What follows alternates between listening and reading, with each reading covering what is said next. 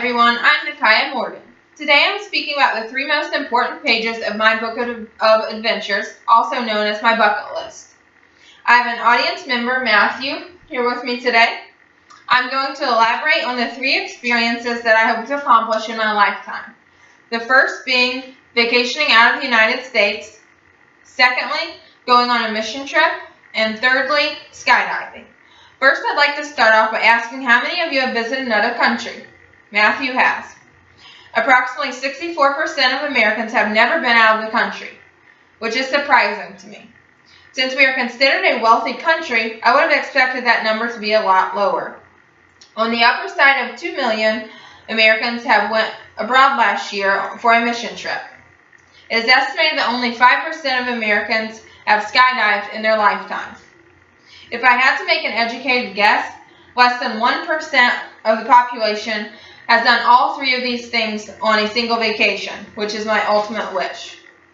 Visiting out of your country of birth is an exhilarating experience that gets you out of your comfort zone and welcomes new adventures.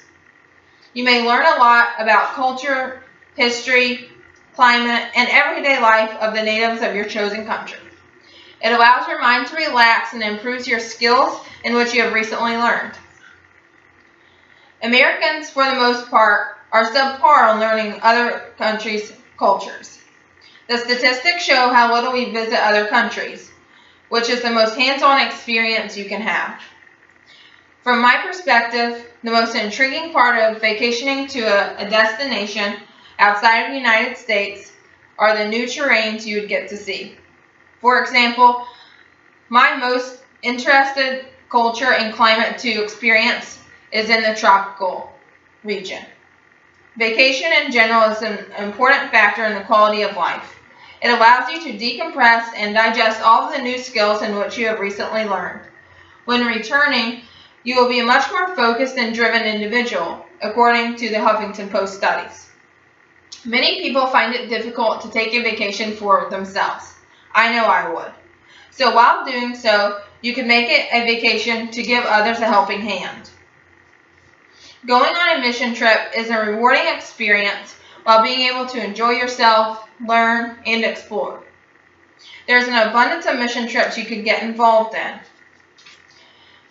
Anywhere from rebuilding a community that maybe experienced a natural disaster, building a school for the underprivileged children, build a church, or feed the hungry. There are many more ideas out there. Trips are typically organized through groups such as a human interest group, religious affiliations, clubs, or even if you wanted to get a few friends together and organize one. Trips are normally funded through groups such as GoFundMe, which you could share with family and friends. Other support groups and even federal grants are available. You can work with a relief group in the area in which you will be visiting. For example, my cousin Amy was sent to Zimbabwe in 2005 by our church to help in many different ways. She is a nurse, so she helped re-heal the sick. She is also a teacher, so there she helped build and she taught at a school. Although her trip was longer than most, she spent 1.5 years there with her son, who was only 10, which was a different experience for him. Sometimes it is good for the soul to go off the charts and do something completely new and exhilarating. For example, skydiving is a unique activity that less than 5% of the population will ever do in their life. New experiences are always good for the soul. I would like to explain to you the process of skydiving, which many do not know. It actually entails 12 steps. The first being going to the Parachute Association site to see where you could take your skydiving. Call and schedule your appointment. Ask questions like the things you will need to bring. Choose the method. There are 3 different methods. The first being the tandem. This is with an instructor harnessed to you, so you don't ever leave their side. The second being accelerated free fall. It is required you take a 5 to 6 hour course, and you are not attached to an instructor or the plane. The next is the static line jump, which is also accelerated free fall, but it is an automatic deployment mechanism attached to the plane. Thirdly, dress for weather and wear sneakers for landing. You'll then meet your instructor and get a briefing about your harness and parachute. Then you'll board the plane. You'll reach an altitude of 9,500 feet to 17,500 feet. You will then be harnessed with your instructor, or if you're doing accelerated free fall, you will exit the plane after your briefing. Falling at 120 miles per hour.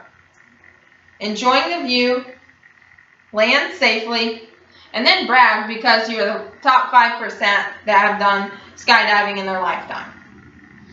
If you liked it enough, you could also get certified. Skydivers are proclaimed to be the happiest people on earth.